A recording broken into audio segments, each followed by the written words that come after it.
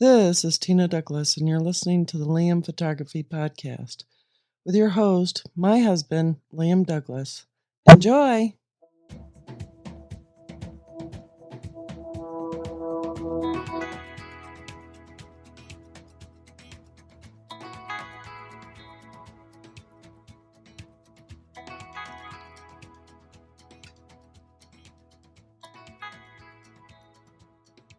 Welcome back to the show, everyone. Liam here, and this is episode 483 of the Liam Photography Podcast for the week of December 4th, 2025.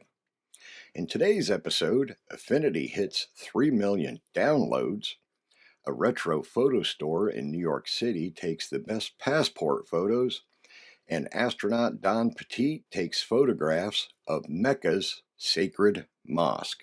So let's go ahead and get into our stories for this week. Affinity has hit 3 million downloads of its new software in just over a month. For context, it took the company 9 years to hit this mark with its previous software offering before its acquisition of Canva last year. Quote, "We're blown away by the response to the new Affinity and the number of people choosing creative freedom in such a short space of time," Ash Hewson, Affinity CEO, tells Petapixel. Quote, "It reaffirms our core belief that the industry is desperate for a change in the status quo and represents an incredible start to a movement which we believe will change professional design forever." Affinity software has been available for many years, but last month it changed its model to not only combine all of its tools into one app, but also it chose to make that app free to use. The only features locked behind a Canva subscription are the more powerful AI tools, many of which aren't necessary for many photographers and graphic designers. Quote, "Making Affinity free is a continuation of Canva's founding belief that great design should be accessible to everyone. It's made possible by Canva's sustainable business model, one built on offering powerful creative tools for free, while optional paid features like premium content, collaboration, and AI tools fund continued innovation. This approach has powered Canva's growth for more than a decade and now enables Affinity to remain free forever. While continuing to evolve for the world's most ambitious creators," Canva said at the time. New user sign-ups spiked in the first week of the software's availability. Last month, when Affinity saw 1 million downloads in just a week, it slowed down slightly after that, but clearly momentum remains. The free strategy is a sound one and has been successfully deployed before by the likes of Blackmagic's DaVinci Resolve. In this case, though, Affinity is growing at a rate that is 36 times faster than Resolve reportedly did. Experts refer to this as a break the lock-in strategy. By offering a tool that comes close to Adobe and doing so for free, immediately Affinity is able to capture the entire educational pipeline, students and institutions, while also offering a no-risk off-ramp for freelancers who are worn down by subscriptions. Once in Affinity's system, upgrading to a Canva subscription isn't strictly necessary, but can be done with relatively low impact since it's not particularly expensive. They start at $7.50 a month, which gives access to the extra Affinity tools, especially compared to Adobe's offerings. In a study from KeyBank Capital Markets, a survey of Adobe customers found that 2/3 of its customers said they use it more than they'd expected, and 41% said the amount of time spent using it is up over 50% since signing up. Even more telling is that 78% expect to spend incremental dollars away from the Adobe ecosystem in which they are already entrenched. Quote, "This is probably the most worrisome data point for Adobe," the study notes. Quote, "We asked people if they expected to spend more incremental dollars at Adobe or away from Adobe in the future. 53% said they expect to spend more with Canva and Figma specifically, and another 25% said they expect to spend more with other AI tools from OpenAI, Google, Flux, etc. Only 12% said they expect Adobe to keep pace, and just 5% said Adobe will get more future share. And I thought this was interesting, and I think it's great that Affinity went this route and made their software free for everybody. I had used Affinity Photo for a while in the past, and then when they changed it to paid, I decided to not use it anymore, even though it is pretty good software. And they do have a number of options as far as their software that are very competitive with what Adobe offers, including Affinity having their own Illustrator like software as well. So, definitely a cool new thing, and you might want to check it out to save yourself some money. After an ex user posted his arresting portrait taken for his passport photo and declared that the Chinese passport photo lady on Elizabeth is the best portrait photographer in New York City, the tiny shop where he got the passport photo done has become a viral sensation. Tucked away in Chinatown, Elise Digital is described as having a quote cult following by CNN, which recently visited the store. Followers are so devoted that one customer comes to Elise Digital every month to have her photo taken. Quote, I'm a woman of routine, says teacher Sam Shankin. Quote, I'm going to keep going January, February, March, and then it just became a thing. I can't stop now. How could I stop? The store's owner and photographer in chief, uh, Chunka Cash, shoots with an entry level Canon DSLR paired with a kit lens and a speed light fitted with an octagonal softbox diffuser angled up towards the ceiling. When the ceiling is white, bouncing the flash can deliver surprisingly beautiful results, provided the photographer knows their angles and distances. But taking great photos of customers is not all that Elise Digital does. It also develops film, and customers can get a disposable camera developed there for cheaper than normal. Meanwhile, analog photographer Laura Fouche has made an Instagram series out of visiting Kesh, which started after she went to drop off film there for development and had 2 shots left on her roll. Fouche will take Kesh's photo and vice versa. Quote, it became kind of a tradition, Fouche tells CNN. Quote, people love it and they love her. Part of the shop's appeal is likely its retro charm. One Google reviewer says, quote, it feels like you walked into a time machine, likening it to a store from the 1990s. Film photography seems particularly popular in New York City. This summer, Photodome, a popular film photography store, opened in a shiny new location in Bushwick. And I thought this was a great story to share with everybody, especially because, as I've talked about many times on this show in the past, film photography has really had a massive resurgence in the last few years, and it seems to be continuing to grow in popularity. So I thought this was a really cool story to touch on for this week. Now, I'm going to take a short break right here, and then I'll be right back. We hope you're enjoying this episode of the Liam Photography Podcast. You can visit the homepage for the show at liamphotographypodcast.com for show notes and links.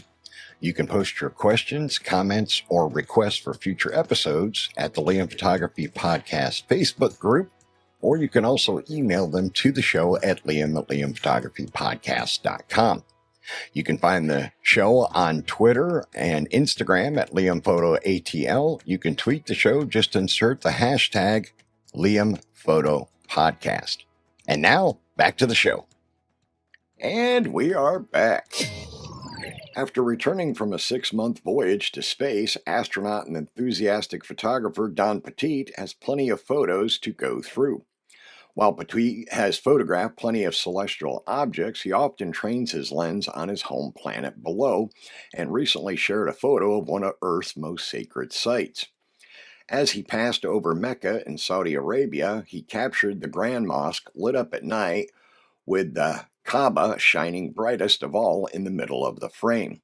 Quote, orbital views of Mecca, Saudi Arabia, the bright spot in the center is the Kaaba, Islam's holiest site, visible even from space, Petit writes on Instagram. Mecca is the holiest city in Islam and one of the most historically significant places in the world. It is the birthplace of the Prophet Muhammad, and Muslims around the world face the Kaaba during prayer, known as the Qibla. The Kaaba is the destination of the Hajj pilgrimage, which every Muslim must carry out at least once in their lifetime if they are physically and financially able. Petit took the photo while 400 miles above terra firma, hurtling in low Earth orbit at 17,500 miles per hour. Petit was presumably inside the space station's cupola when he pressed the shutter, a European Space Agency built observatory module.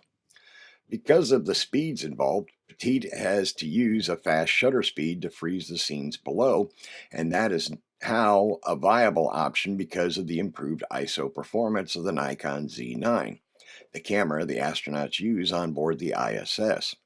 It wasn't always that way, though. During Petit's first mission to the ISS in 2022, Petit invented a barn door tracker from, quote, stuff lying around, which is a device that counteracts orbital motion in space that allowed photographers to capture sharp images of cities at night. But Petit is not limited to capturing cities at night, and over the years has captured some of the most iconic shots of space taken from the ISS. He remains an active astronaut and regularly posts his work on social media, including the video showing great fleets of fishing boats in Southeast Asia that are easily mistaken for cities when ISO performance was relatively poor.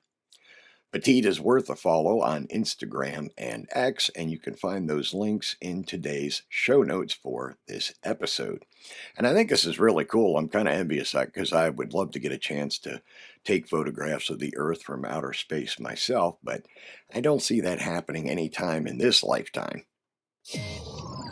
A new NASA study warns that the rapid increase of satellites in low Earth orbit is causing growing light pollution that is affecting space telescopes such as Hubble. While satellites enable communication services across the world, the new study published in Nature concludes that light reflected or emitted by satellites could contaminate a large share of the images taken by several major space telescopes over the next decade. The research looked at four observatories: NASA's Hubble Space Telescope, Sphere X, and two planned missions: the European Space Agency's Icarus and China's Zhoutian. The simulations suggest that around 40% of Hubble's images and roughly 96% of images from Sphere X, Icarus, and Zhoutian could contain satellite streaks. The effect is less for Hubble because it has a narrow field of view. Orbiting satellites can see a wide range of light wavelengths without distortions from the atmosphere, which makes them essential for studying faint galaxies, planets, and other targets.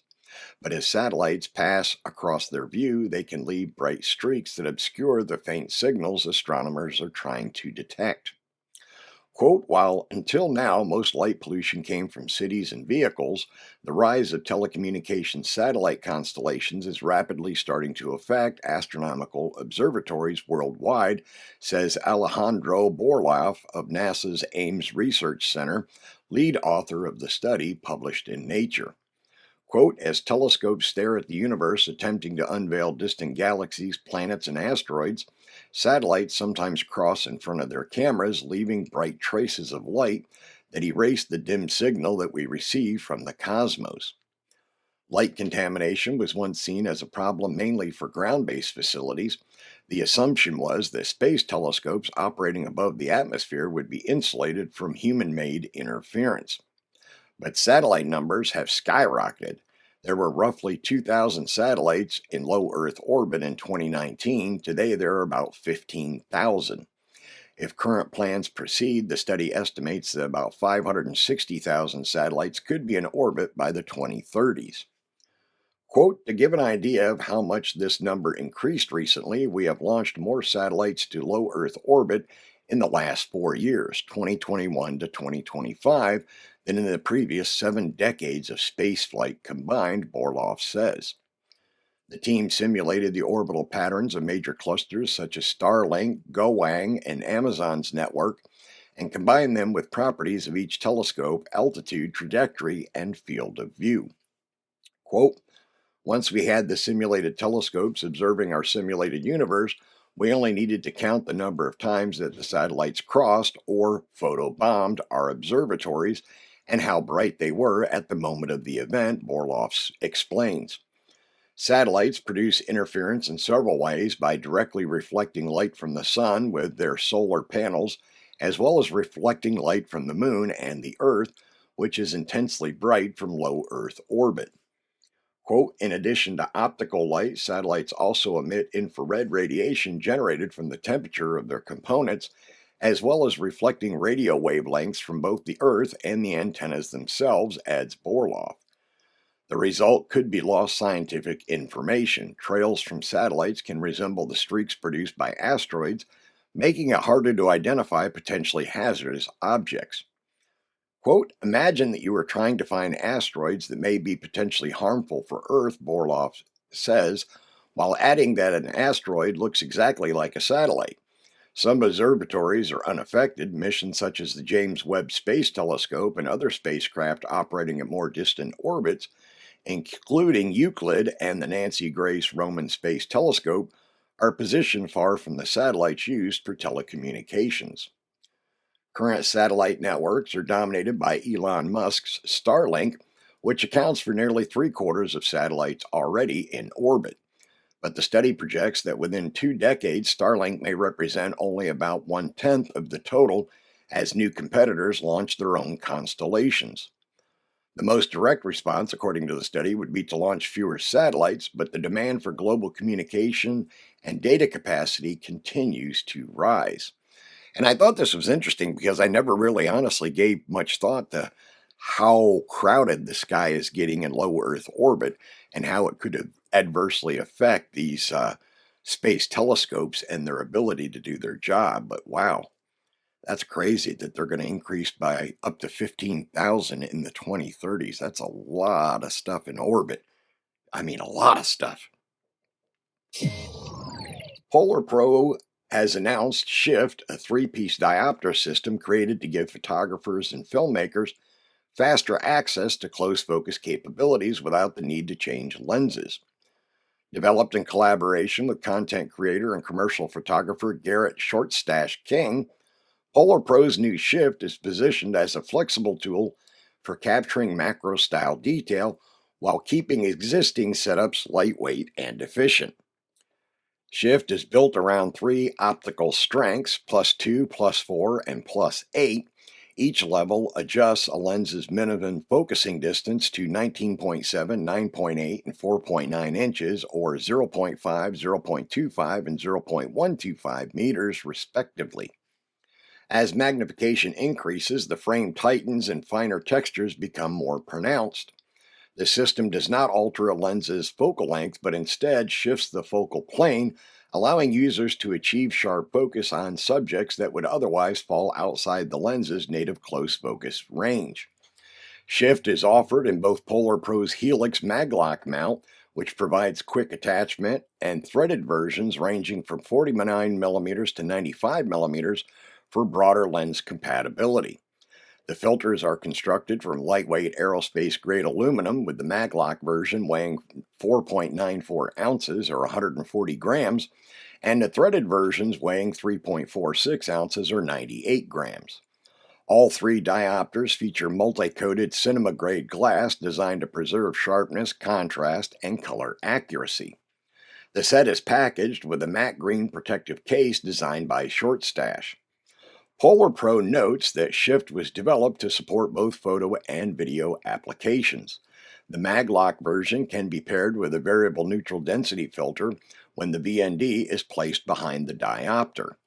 Threaded variants, however, are limited to straight ND filters due to the thicker housing of most threaded virtual variable neutral density filters. For shooters using a combination of stills and motion, Shift aims to reduce friction by allowing quick transitions to close focus work without slowing production. Diopters are not new in the imaging world, but Shift differs from split diopter designs used to keep two focal planes sharp in cinema. Instead, it focuses solely on shortening the minimum focus distance. This places Shift closer to traditional close-up filters found on compact and instant cameras, but with significantly improved optical quality. While dedicated macro lenses still offer the highest levels of precision and flat field sharpness, they are often more specialized, heavier, and more expensive. Shift is positioned as a practical alternative that adds macro style capability to existing lenses with minimal cost and workflow impact. For creators looking to capture products, textures, flora, and everyday objects without pausing to swap lenses, Shift offers a compact approach to expanding creative range. Polar Pro and Short Stash presented as a way to see familiar subjects from new vantage points with the gear filmmakers and photographers already carry. Polar Pro Shift, including the plus 2, plus 4, and plus 8 diopters and the Short Stash signature case, are available now in both Helix Maglock and threaded configurations of 49mm, 67, 77, 82, 86, and 95mm, with prices ranging from $149.99 up to $399.99. And I thought this was a good thing to cover because I know there's a lot of people out there listening that have needs for objects like this, and Polar Pro does make very high quality products. So you definitely can't go wrong with this new shift system of theirs. Sony has paused distribution of its recently released A7 IV firmware update version 6.00 after confirming that the software can cause significant instability on some cameras. The decision comes only days after both updates launched on November 25th. Sony is encouraging any A7 IV owner who has already installed the update and is encountering problems to contact the company's support team. While the company investigates the malfunction, the corresponding A7R5 firmware 4.00 update remains available. Sony's notice outlines two separate problems. The most critical involves cameras entering a reboot loop immediately after installation, with some units becoming effectively unusable. A secondary issue causes the camera to enter power saving mode when the rear screen is closed, regardless of the user's chosen settings. Sony says this behavior can be corrected through a full initialization, though doing so wipes all custom configurations, a time consuming process for users with complex setups. Reactions across the photography forum and social media have ranged widely. Some users report installing version 6.00 without any noticeable issues, while others describe ongoing crashes, frozen displays, or cameras that can only be revived by removing the battery. The unpredictability has led many photographers, especially those who rely on their equipment for paid work, to proceed cautiously. The situation has also reignited debate over Sony's firmware testing and rollout practices, with many noting that they intentionally delay adopting major updates until early reports confirm stability. Although Sony's cameras are known for strong performance and deep feature sets, the company has faced firmware related complications before. In 2019, the A7R3 and A7 III received firmware updates that triggered freezing and rapid battery drain for some users, prompting widespread discussion before corrective patches arrived. Early versions of the A9 series firmware occasionally caused the camera to lock up during high speed bursts, leading Sony to issue follow up fixes. A 2021 update for the A7S III generated overheating warnings and an unexpected shutdowns on select units, with several ZV and FX series cameras experiencing autofocus irregularities or USB streaming conflicts tied to specific firmware versions. Meanwhile, in 2024, Petapixel covered the issue with Sony's A1 firmware update, as well as the version 3.0 firmware update for the A7R5 cameras. Quote, we confirm that some ILCE R7M5 cameras may not start up after installing the version 3.00 update. We have suspended the update while we investigate the cause, Sony's support page explained at the time. While these problems were typically resolved promptly, they have shaped a cautious approach towards early firmware adoption among many Sony shooters, particularly when updates make broad or system level changes. The temporary suspension underscores a familiar challenge for working photographers and filmmakers, choosing between immediate access to new capabilities and the risk of unforeseen instability. Firmware 6.00 promised a significant set of enhancements ranging from expanded autofocus functionality to improved video workflows and faster network transfers, but those additions will remain out of reach until Sony delivers a fixed release. Until then, unexpected behavior caused by firmware bugs can interrupt assignments, disrupt productions, or sideline equipment entirely, making cautious upgrade practices a standard part of many professionals' workflows. Sony has not provided a timeline for a corrected version of the update. Petapixel reached out to Sony for comment on a timeline for a fix, but did not hear a response ahead of this publication. The company's previous statement indicates that engineers are still diagnosing the underlying cause, which could mean that a replacement may take time. Users who have not installed the update are encouraged to remain on their current firmware, while those who already applied version 6.00 without seeing issues may wish to avoid factory resets or major configuration changes until Sony offers further guidance. As the company works towards a resolution, the suspension of firmware 6.00 serves as another reminder that while firmware updates can meaningfully enhance cameras' capabilities, they also introduce risks, particularly during the early stages of release. And I agree, and it's not just Sony, it happens with every camera company, which is why I always recommend if you're a working pro and you count on your cameras to make your living, then be a lot more cautious. Don't just install the latest firmware from any manufacturer as soon as it comes out. Wait and watch and see if there's any issues that arise before applying them to your workhorse cameras, just for your own sanity and peace of mind. Get ready to elevate your sound. Sennheiser's holiday sale brings premium audio performance within easy reach.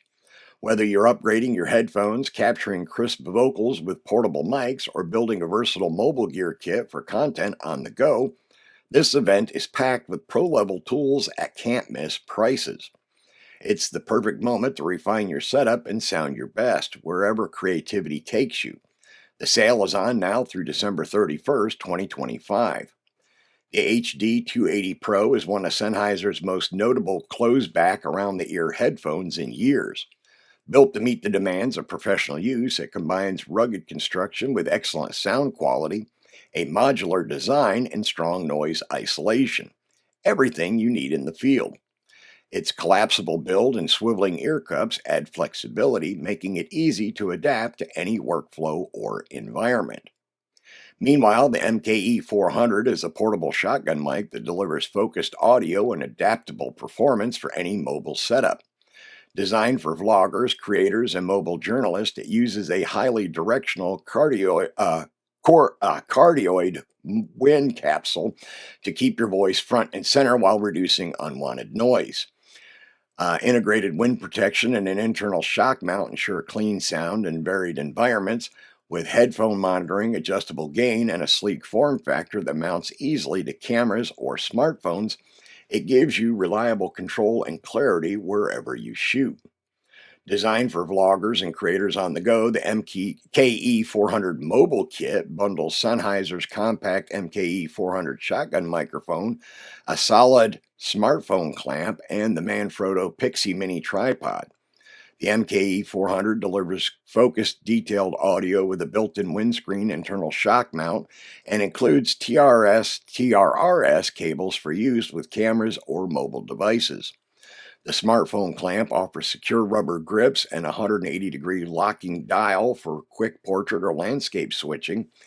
The lightweight Manfrotto Pixie tripod adds stability with its push-button ball head and slip-free rubber feet, and it can collapse for easy handheld shooting. For creators seeking a portable, high-quality setup, the MKE 400 mobile kit offers all the essentials to elevate your content. The MKE 600 is a go-to microphone for content creators and filmmakers, built to take on even demanding film challenges. With its high directivity, it captures audio from exactly where your camera is pointed while reducing unwanted noise from the sides and rear.